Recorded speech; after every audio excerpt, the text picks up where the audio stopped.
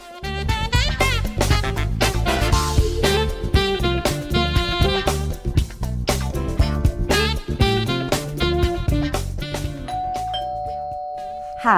my name is Amy Goldberg, and I'm a registered nurse with the Elder Service Plan of the East Boston Neighborhood Health Center.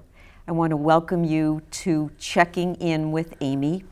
This is going to be a series of segments that we have with healthcare professionals that our goal is to keep you in your home, living safely, healthy, and independently. So, with that being said, I want to welcome you and welcome our first guest today, who is Karen Rizzuto, who is a registered dietitian. So welcome. Thank you. And tell me a little bit about your background, and we'd like to know a little bit about you. So I was always interested in the medical field when I was in school. It wasn't until college that I started to take more of an interest in my health and, the idea that what I put into my body and how I treated my body was important. I happened to take a nutrition class in college, and everything just kind of clicked for me. It really combined my love of food with, my desire to really help people and help people try to be healthier. So I switched schools and graduated with a master's degree from Framingham State. Wow, that's good.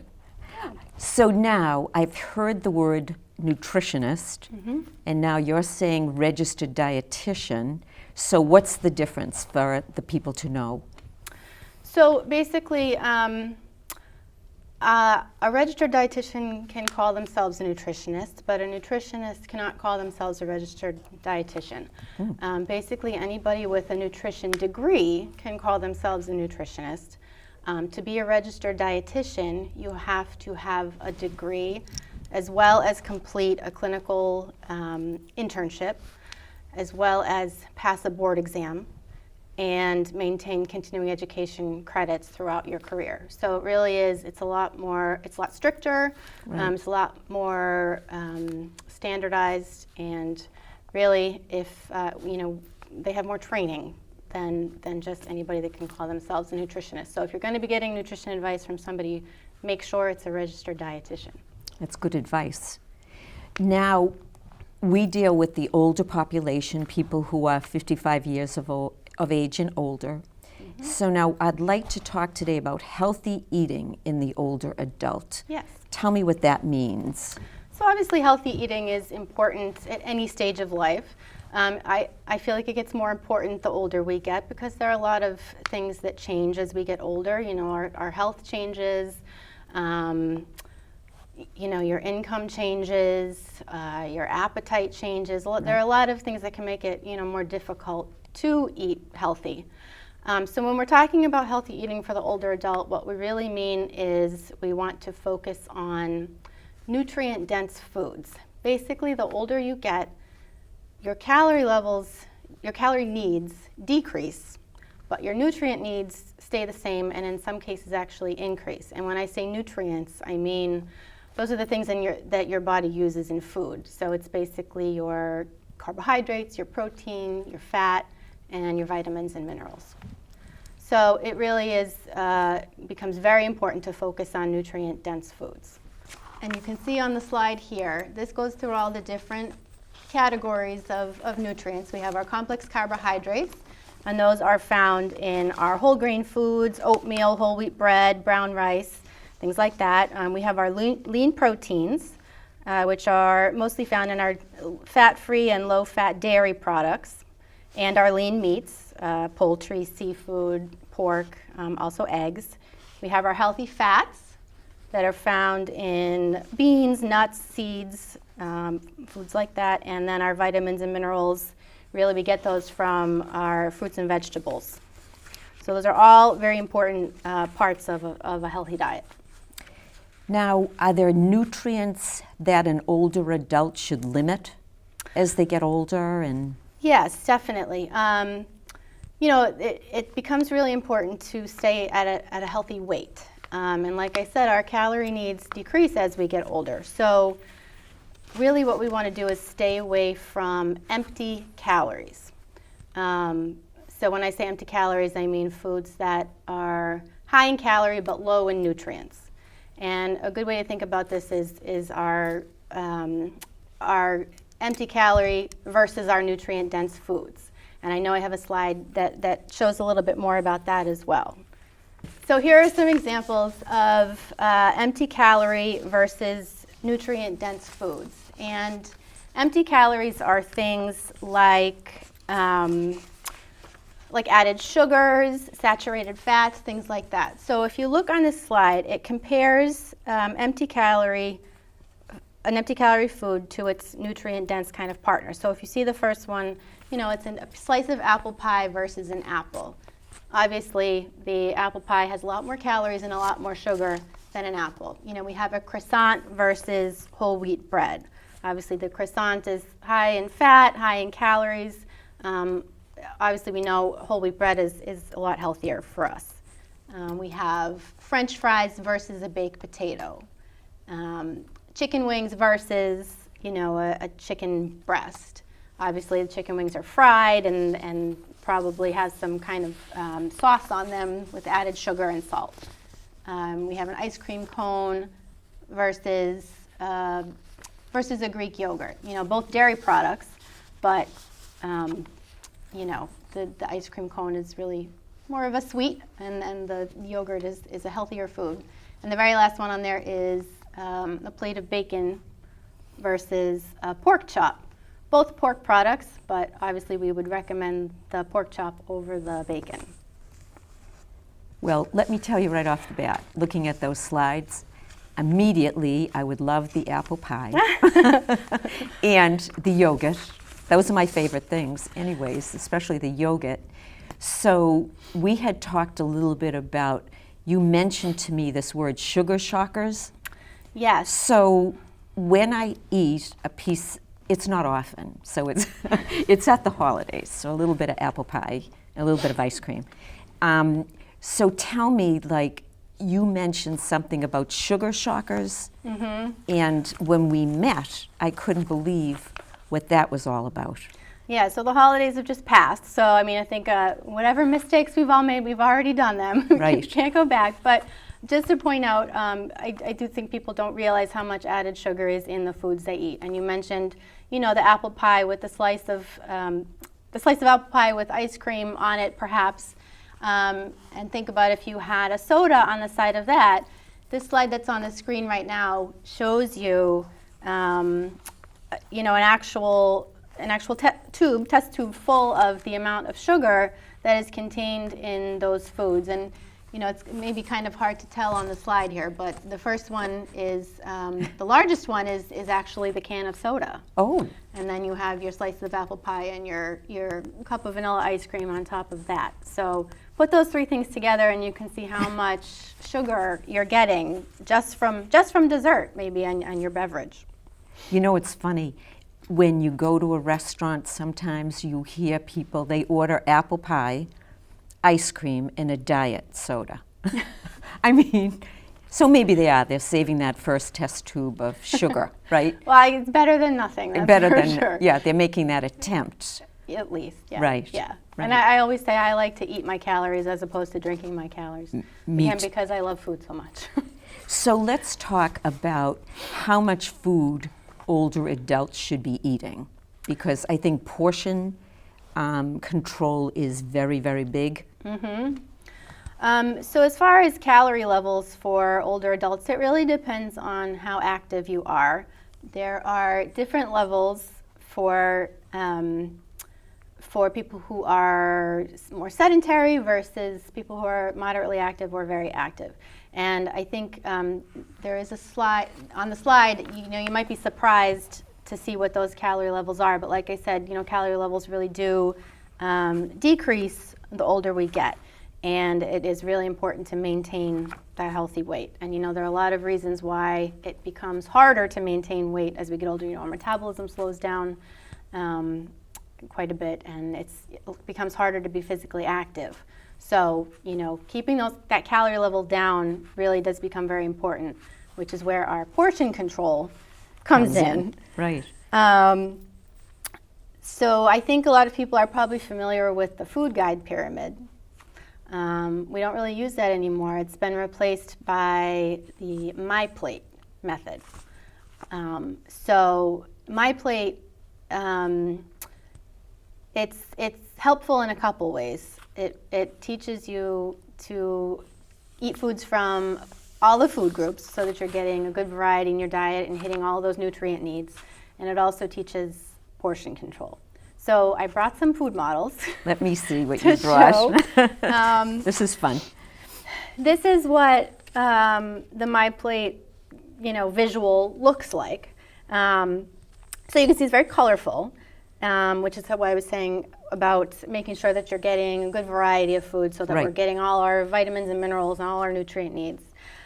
So basically the point of My Plate is that you want to fill up half of your plate with fruits and vegetables. I think this is a concept a lot of people, don't really think about, but this makes it really easy. A quarter of your plate should be your protein or your entree. A quarter of your plate should be your grain, your starch. And the other half of your plate really should be fruits and or vegetables. And then this is on the side here to just remind us to get our, 2 to 3 servings of dairy per day. So what I brought, these food models, I like to use them with my patients, and they're always very shocked by what a portion size really is. So, for example, for breakfast, we have a slice of toast. That's our grain. We have an egg. That's our protein. Say we have an apple on the side of that, and maybe some yogurt to round everything out. So, here we have a nice-looking breakfast. Meal, nice-looking breakfast. Small portions of everything, but filling. Yeah. The same concept could be applied for like a lunch or a dinner time meal. So, here we have a pork chop. Notice the size of the pork chop. I think this is a lot smaller than what people are probably used to eating. Here we have a serving of mashed potatoes, maybe some broccoli on the side, maybe some grapes for dessert, and say a glass of milk. And again, here's a complete balanced meal where the portion sizes are pretty small, but I think it looks like a good sized meal that would be so filling. Give me that pork chop. I was laughing when you showed me this the first time. So how many people eat that? That's not much. Yeah, and and after you trim away the fat, yeah, I'm hungry already. But really, we're always saying that your meat portion should be the size of the palm of your hand or of a deck of cards, and you can see that that really is what this is. And by itself, would probably not be enough food, but combined with all these other things to make a balanced meal, really should be enough food. So tell me about snacks, because now I eat my supper, and then the first thing I think about, I don't know why that is a snack. So now I look forward to something later in the evening, a snack. So showed me portion control for snacks. Well, snacking can definitely be worked into a healthy diet, no doubt about that. Fruit is a great example of a snack, an apple. Here we have a serving of a banana and peanut butter. This is a favorite snack of mine.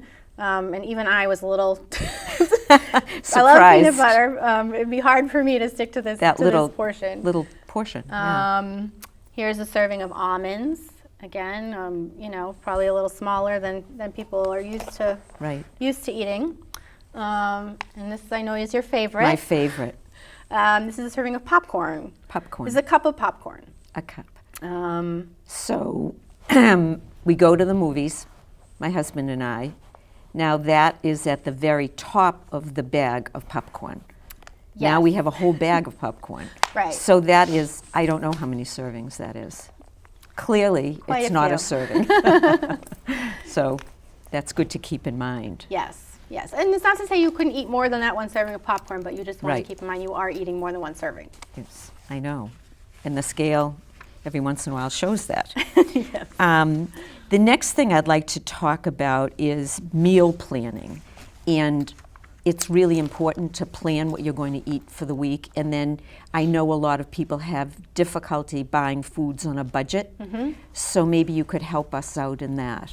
Yeah, I made a slide that shows just a lot of good tips to keep in mind when you are meal planning and shopping on a budget.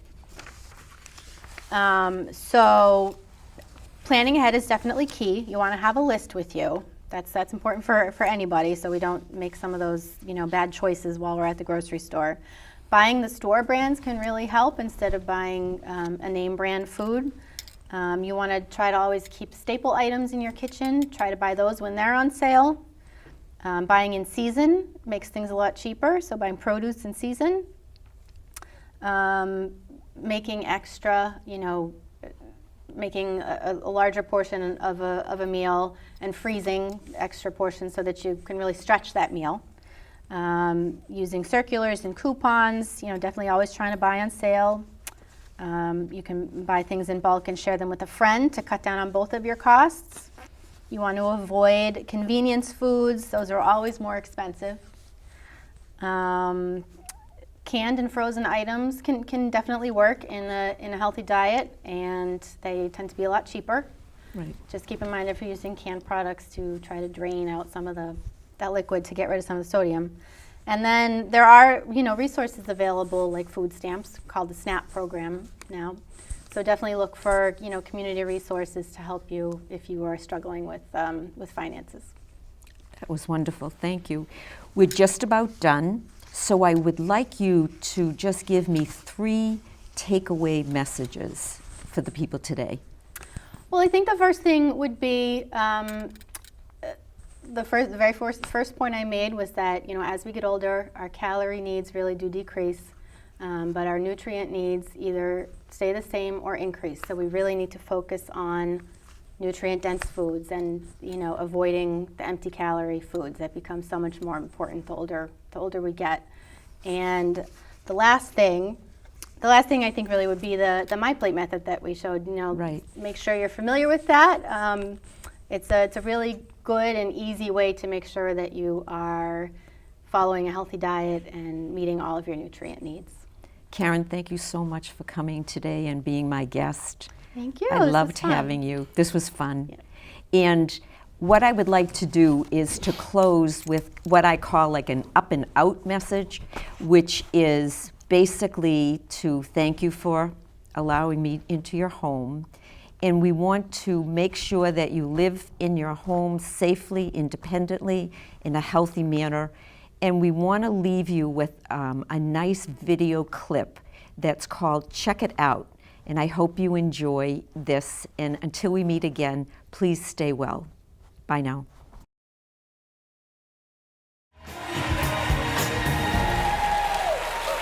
All right, everybody, listen. Last month, we had 100-year-old best friends share their secrets to lifelong happiness and friendship. Now, these 2 women have been friends for 94 years.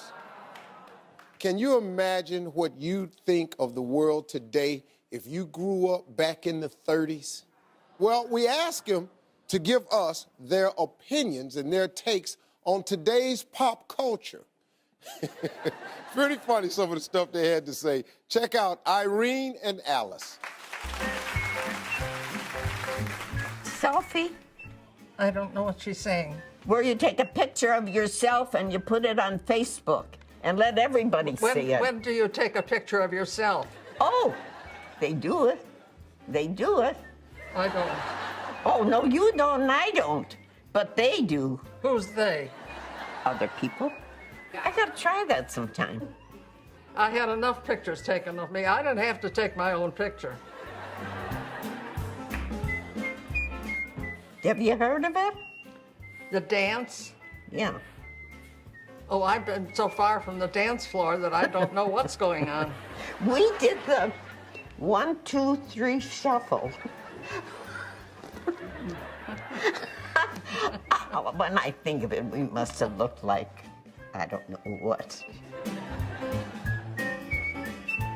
Yes, 100%. Listen, I am so irritated. I don't know what in the hell's going on. But It rings out. There's all kinds of things before and you can't call the telephone company. You got some mummy, I think they are, answering the phone. So I don't know what happened to good old Illinois Bell Telephone that I used to work for. Oh, that kid, the singer? What do you think of who? Justin Bieber, that singer. I think he's in movies, isn't he? He's not doing something right, from what I heard. I don't remember. Am I right? You're right. Oh, You're yeah, definitely right. but I don't know what it is. Let's go to the next question. That wasn't a very good one for us, was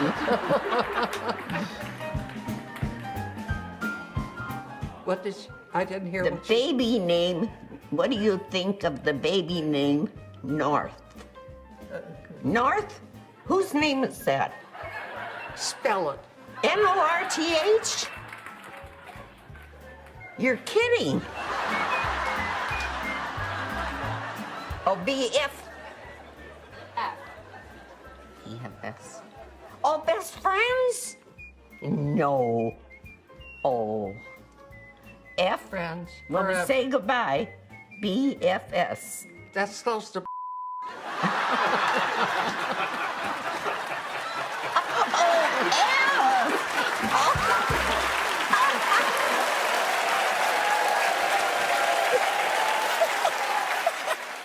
For further information about today's show, please feel free to call us at 617-568-6377.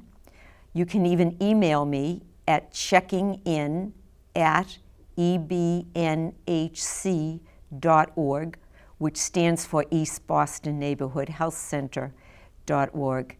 And after we hear from you, we would love to send you a free gift. So until we see each other again, thank you.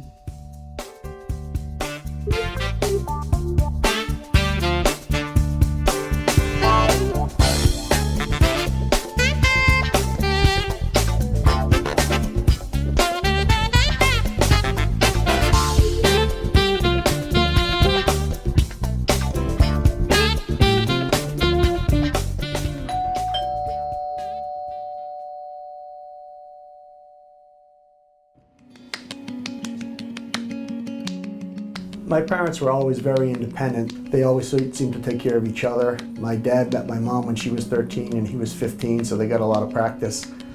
It was really difficult when they were faced with health challenges and started to need some help. It was also really hard on me and my brothers. It seemed like every day we were getting calls. They needed to go to this appointment or that appointment, and it became pretty apparent that they really couldn't live on their own without some help, and more importantly, stay healthy. We're lucky to find the Elder Service Plan. Almost immediately after enrolling, we saw some real change for the positive. All their medical appointments were in the same location, including the prescriptions. If they did need to go to see a specialist, then transportation would take them, and that was a big relief for us. My mom attended the PACE Day Center each day where she could really socialize, and she loved that. When they needed services in the home, that was a big help too.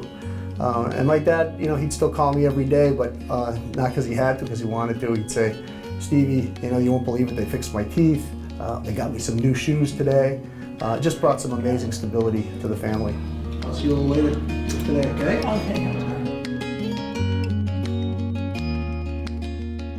My name's Lucas Akerley. I'm the activities coordinator for the Elder Service Plan in Winthrop. Today we're doing active parachute games. We have a ball toss with some music. It's fun. Keeping active at ESP is part of our plan to keep you happy, healthy, and independent.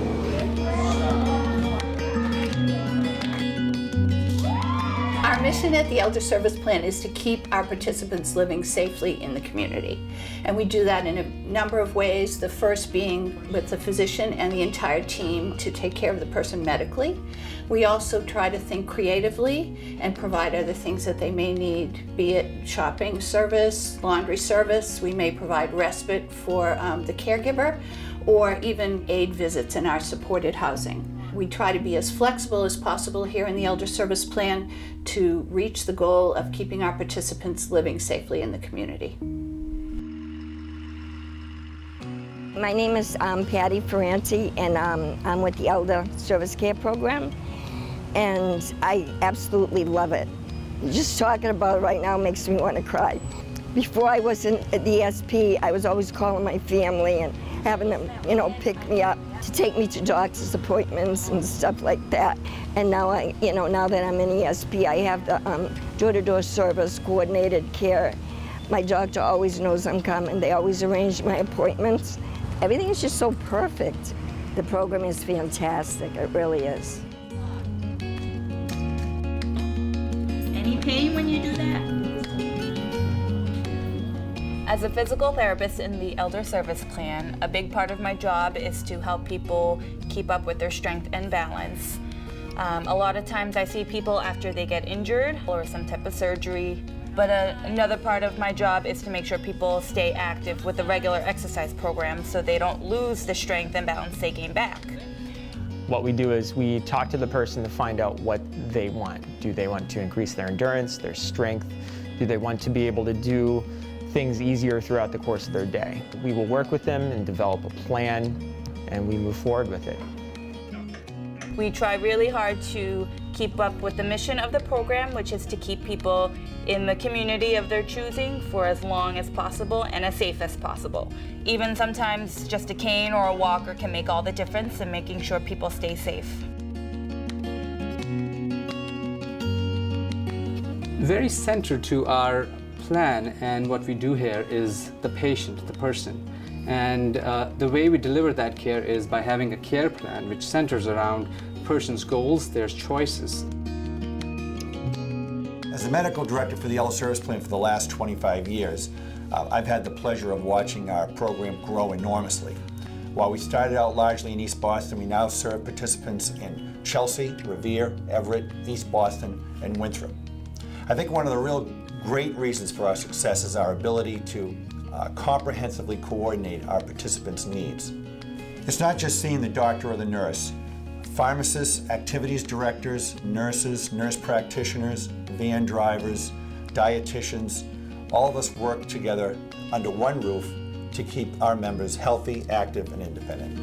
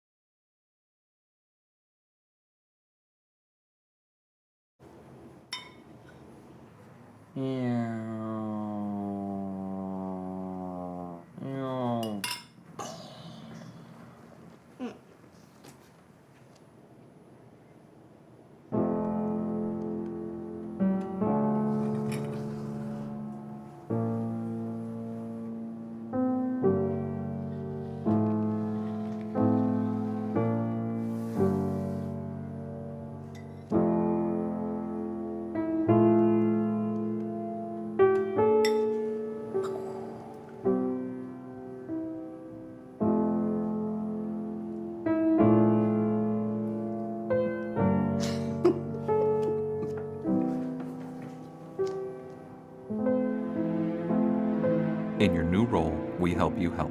Visit aarp.org/caregiving for information on how to provide even better care for the person who once took care of you.